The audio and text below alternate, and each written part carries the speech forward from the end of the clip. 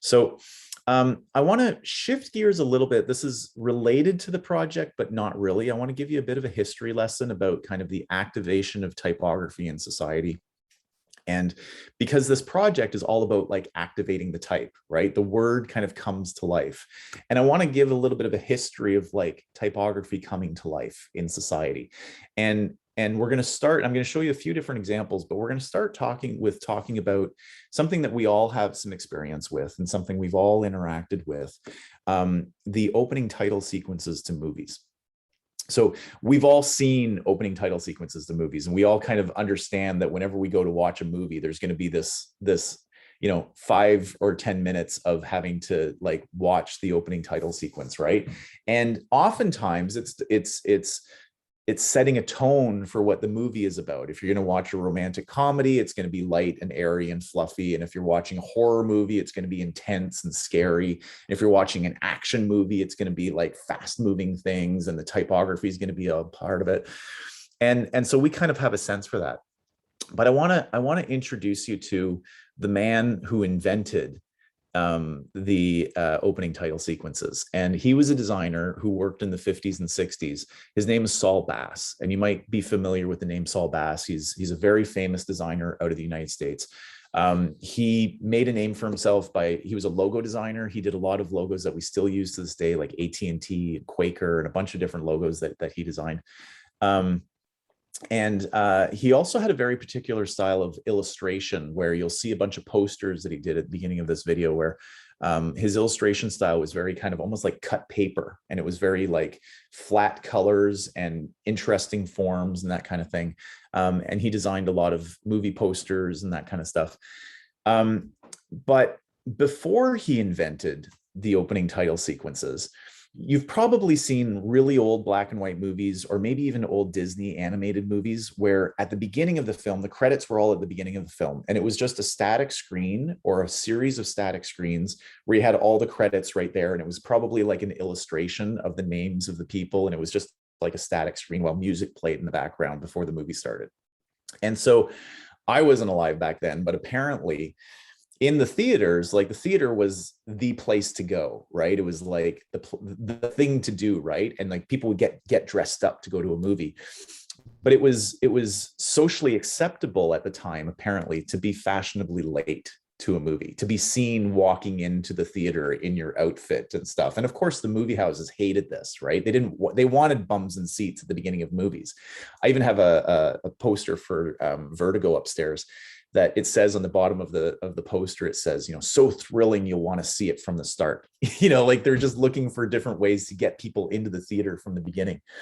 And so, and Saul Bass talks about this in this video. It was a way to kind of get people to be there sooner so that they could be a part of the experience. And so I'm going to show you some examples of early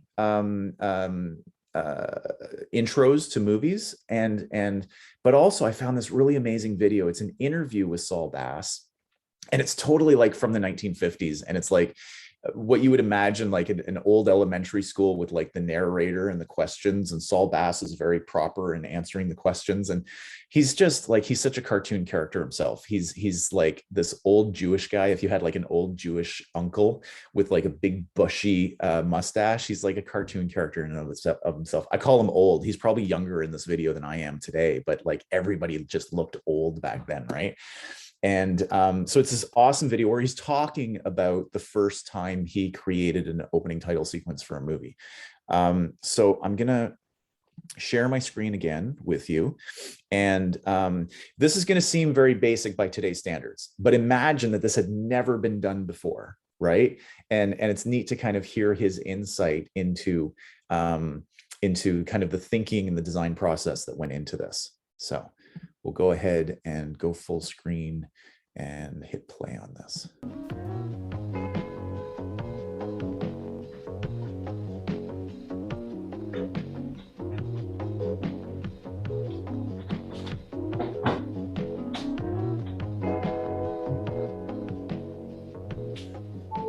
Mr. Bass, many regard you as the inventor of the modern film title. How did you get involved with titles? Well, I began as a graphic designer. And as part of my work, I created many film symbols for ad campaigns. During that period, I happened to be working on the symbols for Carmen Jones and Man with the Golden Arm for Otto Preminger. And at one point in our work, Otto and I just looked at each other and said, why not make it move? And it was really as simple as that. Now, additionally, I had felt for some time that the audience involvement with a film should really begin with the very first frame. You have to remember that until then, titles had tended to be lists of dull credits, mostly ignored or used for popcorn time. So there seemed to be a real opportunity to use titles in a new way, to actually create a climate for the story that was about to unfold. You mentioned the symbol for the Man with the Golden Arm. When the film opened in New York in 1952, only the symbol was used on the marquee, a testimony to its effectiveness in that medium. How did the symbol function when you translated it to film? Well, you'll remember that the film was about drug addiction, and the symbol, that is the arm, in its jagged form, expressed the jarring, disjointed existence of a drug addict. Now, to the extent that it was an accurate and telling synthesis of the film and the ad campaign, these same qualities came with it into the theater. And of course, with the addition of motion and sound, it really came alive and set up the mood and the texture of the film.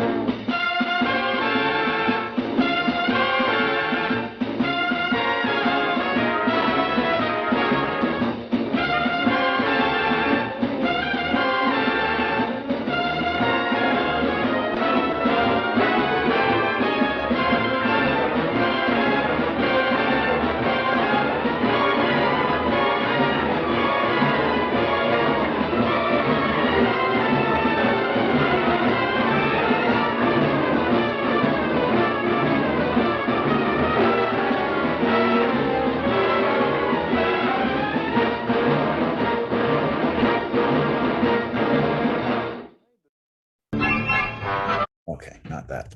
So, like I said, by today's standards, that might seem very rudimentary, right?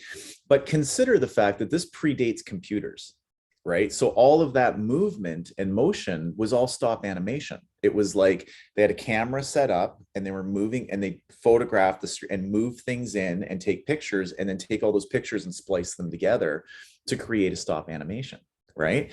And so like knowing the technology and knowing how, like that's really involved to create that.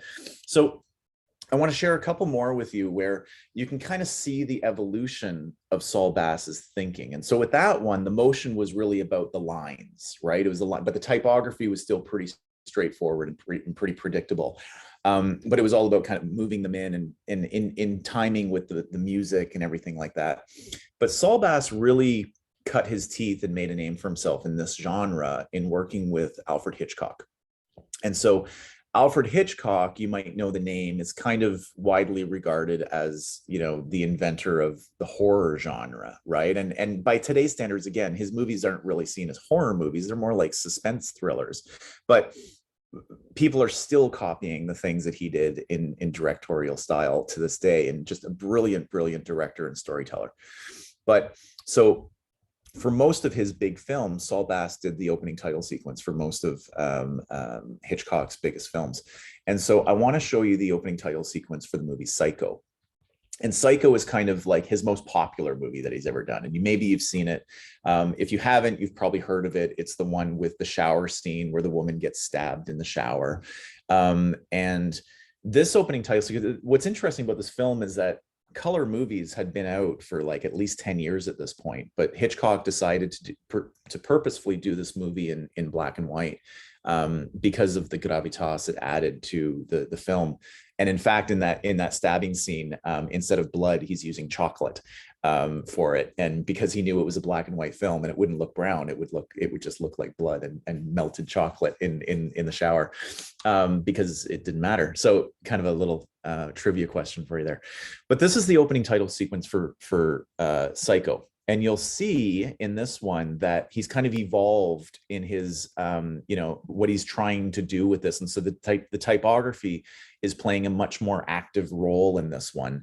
See if there's an ad. With MailChimp, you can design beautiful marketing assets in no time at all, thanks to MailChimp's AI-powered. All right.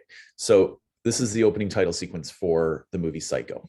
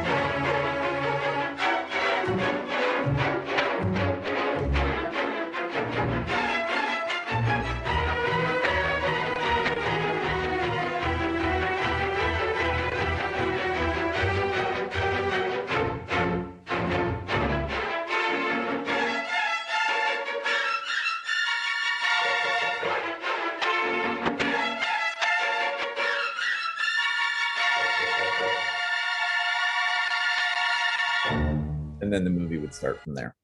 So I'm going to share one more with you. I'm not going to play the whole trailer, but just again to kind of show the evolution of what Saul Bass was doing. This is the intro he did for another Hitchcock movie, arguably Hitchcock's best movie, called North by Northwest. And you see this neat kind of grid system that comes out, and then the typography is all kind of working with this grid system. And you're not really sure what the grid system is there for besides the dynamics of it, but then that kind of transitions and you realize that it's this image of a side of a building with the reflection of the street down below. And so there's this integration now of typography with the motion picture, right, with the movie itself. So it's not just about the stop animation any longer. And it even comes ahead where it transitions then to like people on the street, and the typography is kind of moving side to side with the people as they walk around, and kind of really integrating the typography. So this is the beginning of the movie. This is like shot by Alfred Hitchcock, and the movement of the people on the street, and this is how the movie starts.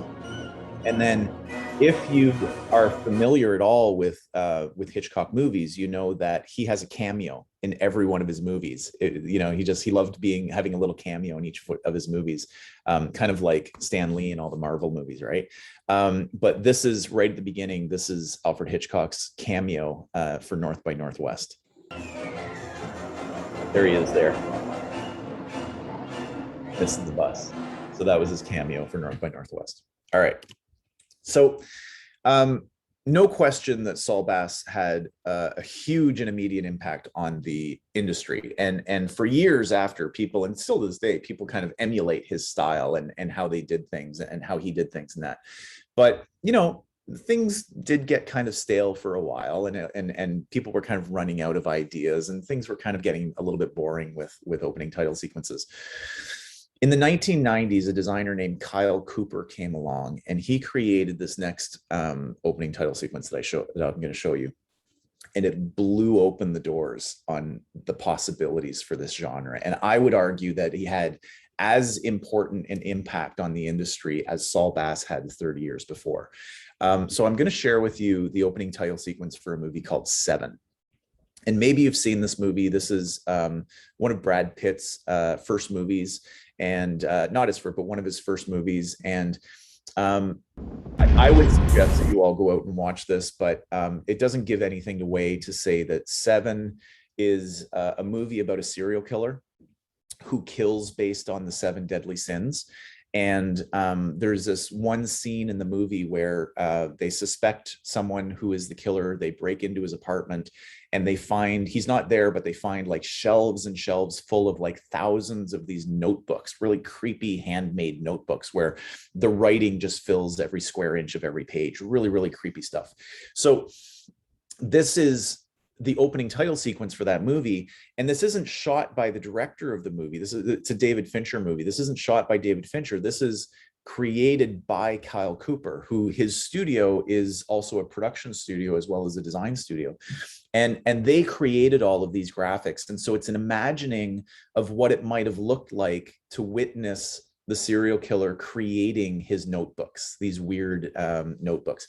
And so, but the music and the typography is perfect. The lighting and the scene is really well done. But the typography in this blew everybody away. I remember seeing this in the theater when I was a student in college. I was a student at Sheridan, and I saw this in the theater with some friends, and we were all just blown away by this. And of course, we all emulated this, and all of our work had like grunge typography for years after this because we were so influenced by this, and the whole industry did. The grunge typography was everywhere in the 90s, and so this really kind of blew the doors open. And it's coupled with the wonderful soundtrack by 9 Inch Nails, and just awesome. So I'll just go ahead and play, and we can talk about it a bit more.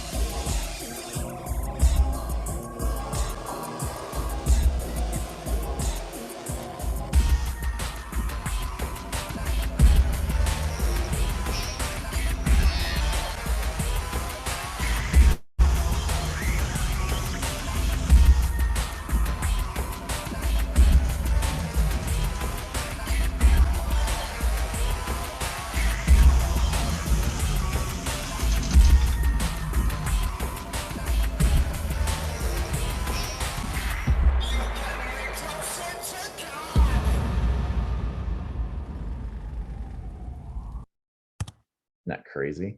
So at the end of the movie, and I'm not going to give the movie away because you should all go out and watch it, and it's great, but the end of the movie is this total cliffhanger, and it like right up to the last moment of the movie, and you're just like the movie ends and the theater goes black, and you're just sitting there like, holy shit, what did I just watch? And it's amazing. And you know how in most movies the credits come slowly up from the bottom of the screen and go up, right?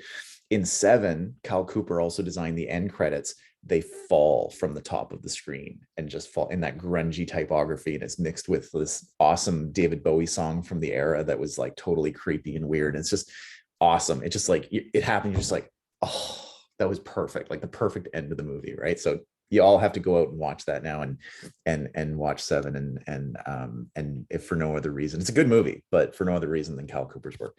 So I want to show you Cal Cooper's demo reel. And just to show you kind of stuff he's done since then. I mean, to work on a big production like that, he had already done intros to movies at that point, but this was kind of the one that really people took notice of who he was. But his career, of course, is just, he does everything now, and his studio is called Prologue, and they're everywhere, and you're going to recognize a lot of work in this. But just as a statement to kind of say that what we're doing in this class, in this foundations course for graphic design and 2D design, we're really just skimming the surface. And if you chose to go on and design or in visual effects, the range of work that you can do in these industries is just incredible. And I think Prologue is such a great example of kind of the range of work that can be done. And so this video, they're a production studio as well. So you'll see the first kind of part of this video is about the live action shooting that they've done and examples of that. And then in the middle, there's all the visual effects, and we have a visual effects program at Sheridan. It's a one-year postgrad certificate that's kind of in tandem with the computer animation postgraduate certificate. And if you, after you get a diploma or degree, you can go into that, you can do visual effects.